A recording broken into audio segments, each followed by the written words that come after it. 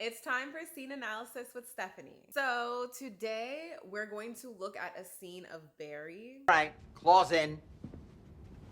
All right, class, open to anybody. What is this scene about? Guilt.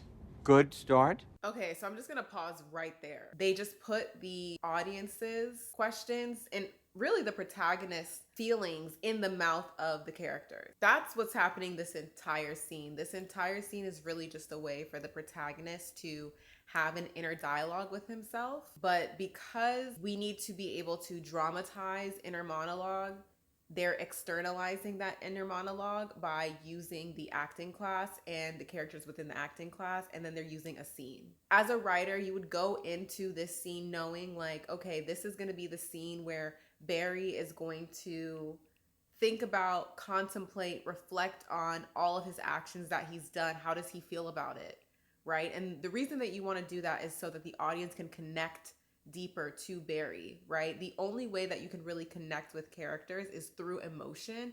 And that's why emotional scenes are so important in TV shows, because at the end of the day, you tune in because you like who you're watching or you connect with who you're watching. And yes, the character within the show is answering a question about a scene, but really she's telling the audience Barry feels guilty.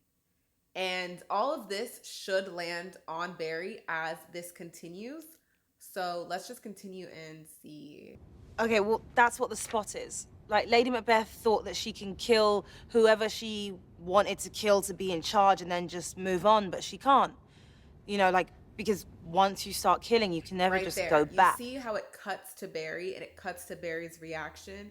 That visually communicates to the audience, this is deeper than the scene. This is actually landing on this character's heart.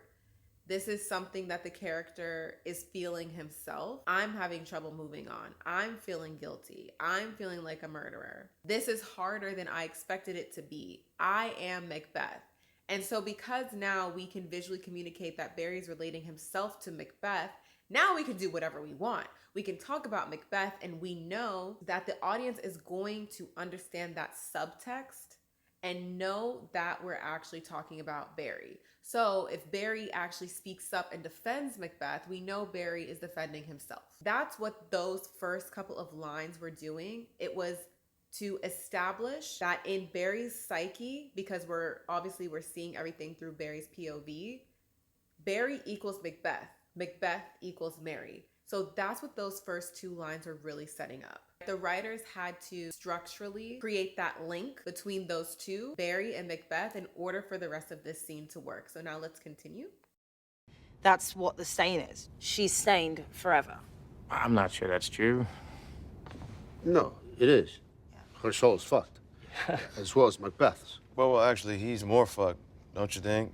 I mean, she just ordered the murder, but he actually carried that shit out. Right, but it was her idea, though, you know, like, so she made him do it. So what, so he's off the hook? Yeah, I mean, I don't think he's gonna be messed up for life. Did you read the end of the play? Hey, whoa, he's a murderer. No, he was following orders. Sometimes you just have to shut up and do your job. Yeah, but doesn't Macbeth have free will? Yeah. Like, he doesn't have to take Lady Macbeth's orders. He can stand up for himself. It's like, Yeah. no, I'm not gonna do that. So yes, you can see the whole back and forth. A lot of this is what the audience might be thinking to themselves as well. Like, well, Barry, don't you have free will? Is Barry so messed up? Is he gonna be like this forever? You know, these are things that are on the audience's mind, but the only reason that they're on the audience's mind is because we're living inside of Barry's head. This is Barry's head. Externalized. This is literally everything that he thinks about. Is my soul going to be messed up forever? Who's really at fault here, me or the person who gave the order? You can see that he creates a delineation between carrying out the order and giving it, right? Because that's how he can keep himself sane. And you can see Barry start to become more and more defensive, start to really stick up for himself here. And again, this is so internal. This is him against his own thoughts. It's not even him against these people anymore. He's quite literally in his own head, because at the end of the day, he's the only one in the scene who has to live with this. Right, that's what I would do. Absolutely. Yeah, duh, we all would do Yeah, that. of course. I disagree, I guess. I feel like Shakespeare whiffed it on this one. Oh my God. Are we really debating the morality of murder? I mean, that's what the play is about. Macbeth is a murderer. Yeah, well, then I guess so am I, right? I mean, I've killed people. Wait, I should just go blow my brains out because there's no hope for me, right? My soul's fucked because I was ordered to kill someone and I did it. You know, it doesn't make me a psycho. No, Barry, you're overreacting. We didn't say you were a psycho. You all just said that! Am I wrong? Isn't that what you guys are saying? I'm a fucking psycho? It's exactly what you fucking said. It's really easy for you guys to sit here and weigh in on some shit that you don't know about, but it's fucking lame, and it's not true. Okay, okay.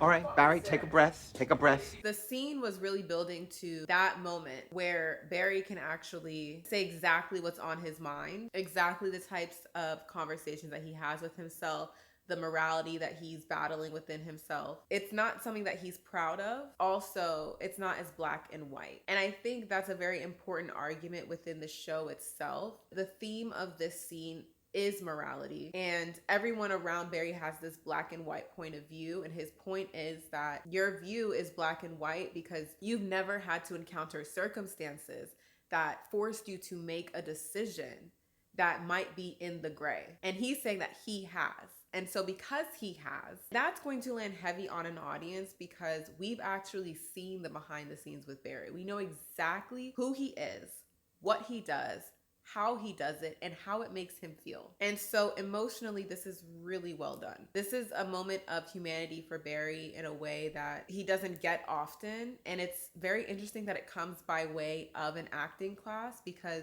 if you think about acting, what it could thematically mean on screen, acting is quite literally mimicking other people, deciding to be someone else, having experiences of being, you know, all of these different characters and escaping from your own life through being other characters and being other people. For someone like Barry, that is very, very, very important because he's acting in the class and out of the class. But this moment right here, he's not acting at all.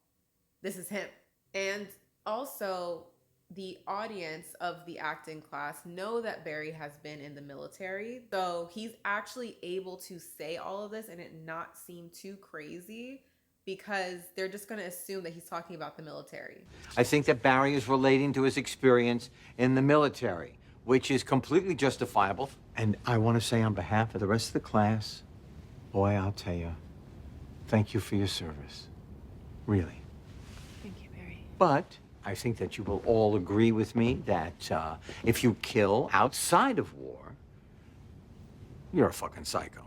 I mean, then you're irredeemable. Am I right? Yes, you're right. All right, let's take a tight 5 and then come back for group exercises upstairs. So that part right there, that ending where he receives that comfort, you know what I mean? That really is what Barry is looking for. He's looking for someone else to confirm, you're not a bad guy. It's okay, right? And so he seemingly gets it, right? He seemingly achieves his goal, right? Because at the top of his scene, Barry's goal is to convince everyone and really convince himself that he's not a bad person. And right there, it seems like he's achieved his goal.